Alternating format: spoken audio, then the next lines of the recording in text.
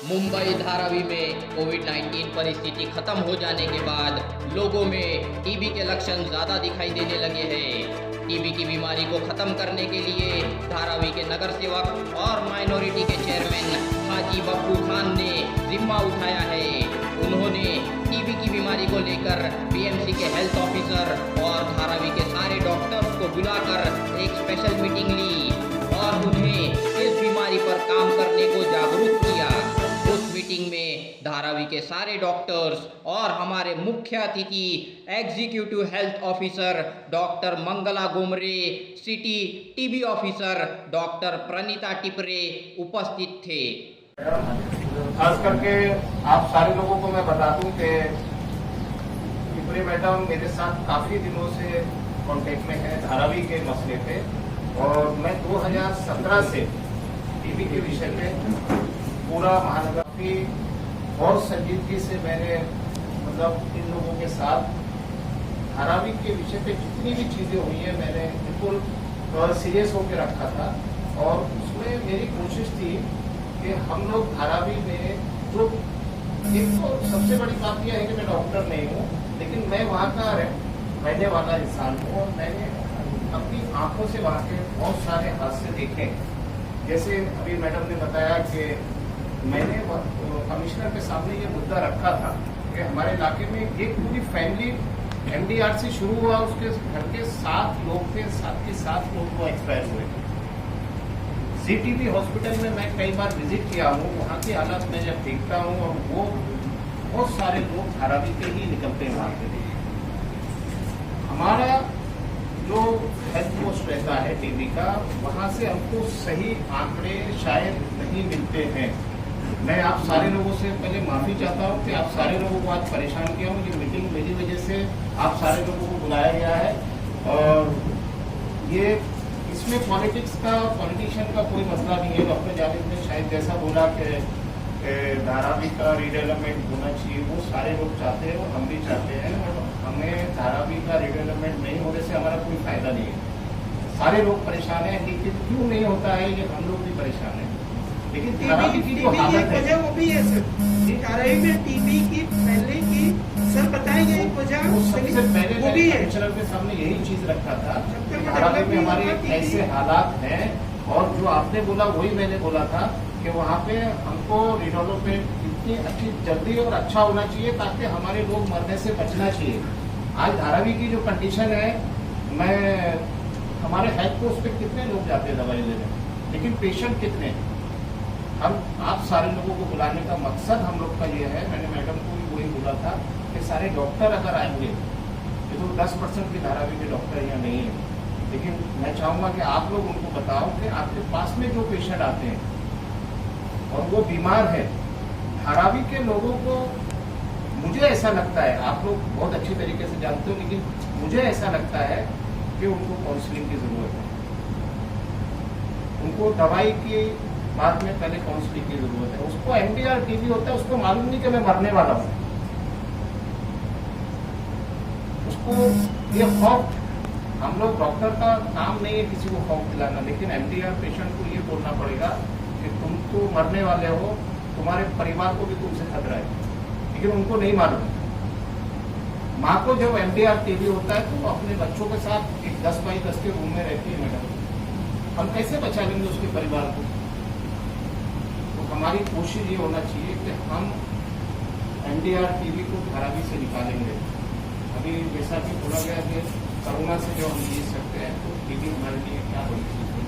मैं मैडम आपके जानकारी के लिए बता दूं कि सबसे पहले सबसे ज्यादा बड़ा इलाका अगर कोरोना का था तो वो धारावी था, और मैं यहाँ के डॉक्टरों को मुबारकबाद दूंगा कि सबसे पहले अगर बिल्कुल हिम्मत और निडर तरीके से काम करने वाले जो डॉक्टर थे वो सारे धारावी के थे। मैं यहाँ बहुत सारे डॉक्टर को जानता हूँ और इन्होंने अपने दम पे कोरोना का इलाज किया, ना कि किसी सरकारी मदद के। मगर मास्क में मैंने देखा डॉक्टर कोरोना पेशेंट का इलाज कर रहे थे, उनको बिल्कुल खौफ नहीं था। तो बेखौफ होकर जब उन्होंने इलाज किया है तो हम लोग जीते हैं। आज धारावी में अगर कोरोना खत्म हुआ तो हमारे डॉक्टर और वहाँ के जो लोकल रेसिडेंट्स थे उनकी वजह से कोरोना बहुत जल्द खत्म हुआ। और सबसे पहले अगर किसी इलाके में जीरो अगर दिखा तो वो धारावी था, और सिर्फ धारावी करों की वजह से, ना कि किसी भारत का कोई भी इन्वॉल्वमेंट नहीं था उसके अंदर, किसी भी सरकारी मदद के बगैर नहीं, बल्कि धारावी के डॉक्टर और धारावी के लोकल पब्लिक की वजह से वहाँ कोरोना खत्म हुआ था। और सबसे पहले ऐसा हम लोग खौफ था, सारे लोग इतने डरे हुए थे कि यहाँ धारावी में क्या होगा। लेकिन मुझे ऐसा लगता है कि कोरोना से ज्यादा खतरनाक टीबी है। मैं 2017 से इस टीबी के बारे में मतलब काफी बहुत हद तक जानकारी मैंने लिया हूँ, और मैं देखता हूँ कि बहुत अभी भी जब कोरोना खत्म हुआ, जैसे कि वो डॉक्टर बैठे हैं, उन्होंने जो बोला है वो कहीं किसी हद तक सही है। इस बात को नोट किया जाए कि बहुत सारे पेशेंट थे जिसको कोरोना के पीरियड में दवाई नहीं मिला, और वो जो नॉर्मल टीबी थी वो MDR बनी है। मेरा ये सवाल उस दिन भी था मैडम को, मैंने ये बोला कि ये जो अब पेशेंट बढ़ गए। थोड़े दिन पहले मैं एक मीटिंग में था, वो दिल्ली के डॉक्टर थे, उन्होंने भी ये चीज रखा कि कोरोना के जो पेशेंट है वो 30 से 40% पेशेंट अभी टीबी में कन्वर्ट हो गए। तो ये सारी चीजों को हमको बिल्कुल संजीदगी के साथ सोचना पड़ेगा, और आने वाले दिनों में हम लोग टीबी से कैसे लड़ सकते हैं, क्योंकि आप लोगों का कॉन्टेक्ट अगर इधर रहेगा तो ही हम लड़ सकते हैं, नहीं तो हम लोग नहीं लड़ेंगे। आपके पास कोई भी पेशेंट आता है, सबसे पहले आप इंफॉर्मेशन हमारे डिपार्टमेंट को दो। ये लोगों ने, मैं टिपरे मैडम को जब से मेरे कांटेक्ट में है, मैं उनके साथ में हूँ, मैंने देखा हूँ कि बहुत ही ईमानदारी से और दिल से उनको इतना लगन है काम करने की। कमिश्नर ने, मेरे पास में सारे पेपर हैं, कमिश्नर ने ऑर्डर दिया है कि हमारे धारावी में एक ऐसी जगह कोई कवर करो और वहाँ पे बनाओ, एक ऐसा सेंटर बनाओ जिसमें हम लोग टीबी के पेशेंट को रख सकें। और मैंने स्पेशली उस टाइम भी यही बोला था कि अगर हम लोग काउंसलिंग करने में कामयाब हो गए तो टीबी के पेशेंट पे हम लोग कहीं ना कहीं बहुत ज्यादा हमारा असर पड़ेगा डॉक्टरों का, और उसके लिए हमने तैयारी की थी। लेकिन उस टाइम पे हम लोग को जगह नहीं मिली थी, लेकिन अभी हमने जगह का अरेंजमेंट किया है। हमारे लोग थोड़ा सा, और छोटा सैन में मैं आप लोगों की जानकारी के हिसाब से बता दूं कि मैंने ज्यादा प्रेशर जब किया तो छोटा सैन में जो जितनी मशीन और जितनी टीम बैठी है, तो मैडम ने मेरे कहने के हिसाब से ही वहाँ पर सब शिफ्ट किया, और बताया गया कि अब हमको सेंटर की जरूरत नहीं पड़ेगी। लेकिन अभी भी हमको उस सेंटर की जरूरत है, और हम वो करके रहेंगे। हम चाहते हैं कि लोगों को काउंसलिंग मिले। जब तक धारावी के लोगों को अगर हम समझाने में कामयाब नहीं होंगे, जब तक उनको मेडिसिन कोई भी असर नहीं करेगी। और उनको कुछ खाने का सामान दिया जाता था जो अभी बंद हो गया है शायद। मैं रिक्वेस्ट करता हूँ कि अगर कहीं जरूरत लगे तो बोलो, मैं वहाँ भी जाऊँगा, लेकिन वो चालू होना चाहिए। और बात करते हैं ठीक, जो भी टीबी के लिए जो भी सहूलियत उन पेशेंट के लिए हो सकती है, आप लोगों से मैं खास करके मैडम से तो बहुत ज़्यादा मुतासिर हूँ कि मैं जब भी जो भी ऐसी बात रखा हूँ, मैडम ने उसको एक्सेप्ट किया है। और आप सारे लोग यहाँ पर आए हो, और मैं आप सारे लोगों से एक इंसानियत के नाते मैं चाहूँगा कि कोई भी मैटर किसी भी तरीका का रहे, वो मैडम को आप बताइए। मुझे ऐसा लगता है कि वो मैटर सॉल्व होगा, और इस विषय को बिल्कुल ही संजीदगी से लेना है। टीबी के ऊपर पूरा हमारा डिपार्टमेंट बहुत ही ज़्यादा मदद करने की कोशिश कर रहा है, लेकिन उनको आप लोगों की मदद चाहिए थी। इसके लिए आप सारे लोगों को आज बुलाया है, ना कि आप लोगों को कुछ ऑर्डर देने के लिए रिक्वेस्ट करके बुलाया है। आगे भी जरूरत लगेगी तो हम आप लोगों को बुलाएंगे। इसके बाद हम लोग नेक्स्ट दूसरी मीटिंग जो है, जो भी हमारे आपके कॉन्टेक्ट में जो रहेंगे, जहाँ से आप लोग सब रिपोर्ट भेजते हैं, हमारे जो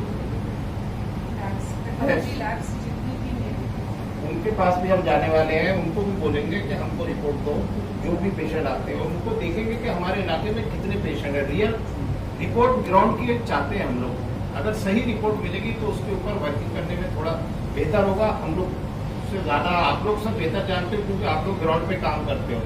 आपके सुझाव मैडम ने जो बताया वो ठीक है, लेकिन हमको आपके सुझाव भी इसीलिए लेना थे कि अगर कहीं भी आपको रुकावट है तो हम लोग हर तरीके से आपके साथ हैं। लेकिन टीबी के विषय पे आप लोग थोड़ा सा सीरियस होके थोड़ा सोचना है, क्योंकि आने वाले दिनों में अगर ये नहीं रोका तो ये बढ़ता चला गया तो बहुत ज़्यादा जो मैं देख रहा हूँ बहुत खतरनाक होने वाला है धारावी में।